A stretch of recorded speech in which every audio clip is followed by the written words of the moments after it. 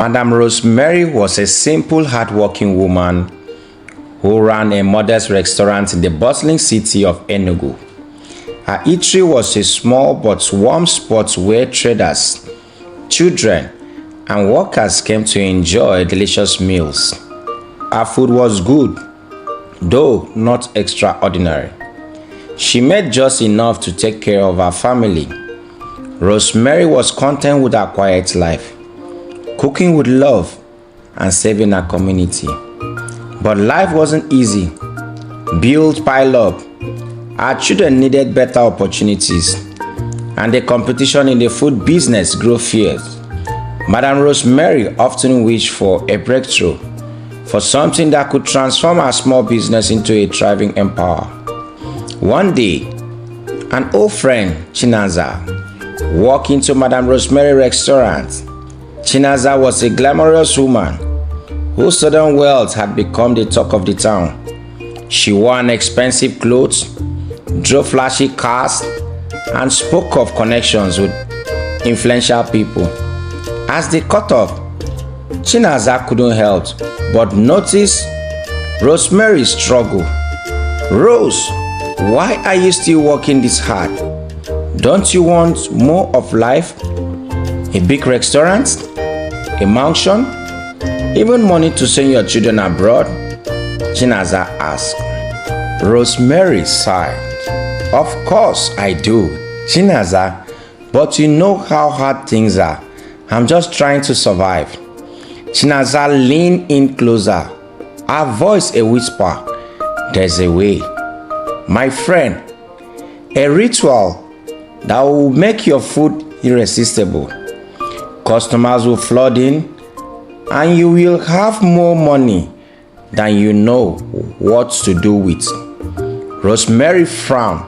"Rituals? I hope it's nothing evil."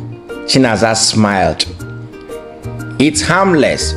All you have to do is to use water from the mortuary, the water they use to wash dead bodies. Add a little to your food, and the people will keep coming back. Trust me, it worked." At first, Madam Rosemary was horrified, but as the day passed, her financial struggle weighed heavily on her. She thought about Chinaza's luxurious lifestyle and the possibility of a better future. Against her better judgment, she agreed. One midnight, Chinaza took Rosemary to the town's mortuary. With trembling hands, Madam Rosemary collected the water, feeling both fear and desperation. Chinaza reassured her, "This is the start of your success. You won't regret it." The next day, Madam Rosemary added the water to her cooking. To her surprise, her restaurant became a sensation overnight. Customers flooded in, pressing her food like never before. Bikemen lined up with plates. Couples left their home to eat at the restaurant. And even mothers began buying food, meals for their children to take to school. Within weeks, Madam Rosemary's restaurant was the most popular in the city. She expanded her menu, renovated her eatery, and opened new branches. Her wealth grew as she acquired properties and influence. She became the talk of the town, a shining example of success. But as Madam Rosemary's fame grew, so did the whispers. Families were falling apart. Husbands refused to eat their wives' cooking. Wives stopped cooking altogether, and the children became addicted to her meals. People began to wonder what made her food so addictive.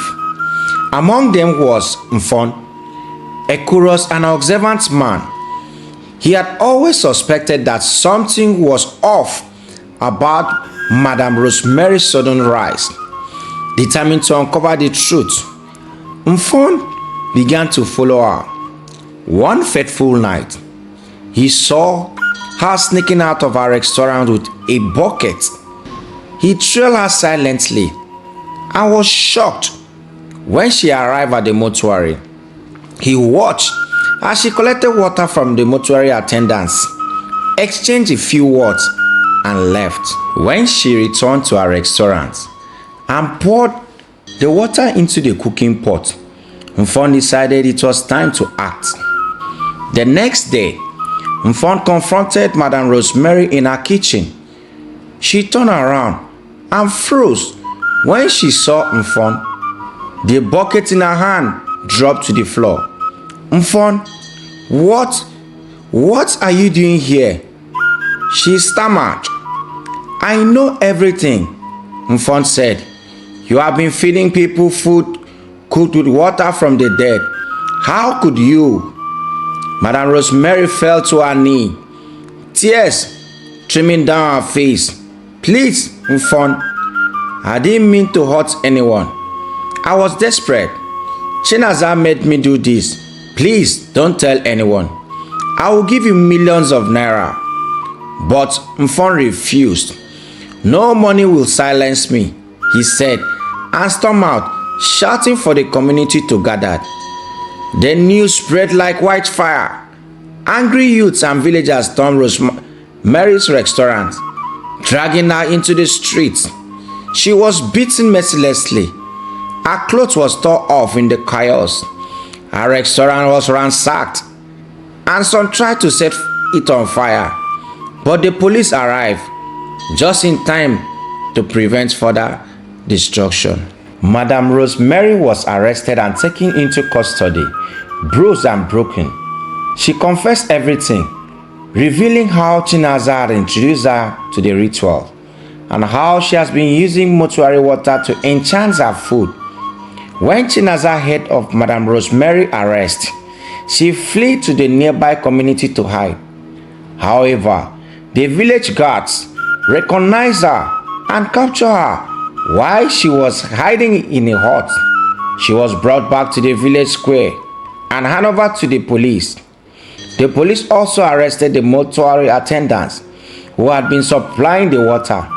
The mortuary was shut down, and the attendants faced severe punishment for his role in the scheme.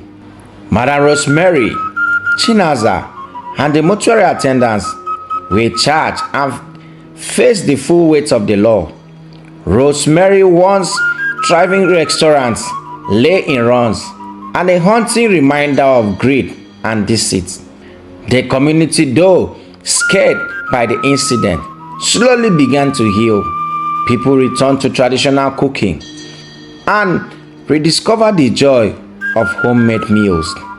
Rosemary's story became a cautionary tale, a chilling reminder that shortcuts to success often come at a devastating price. Please like, comment, and subscribe.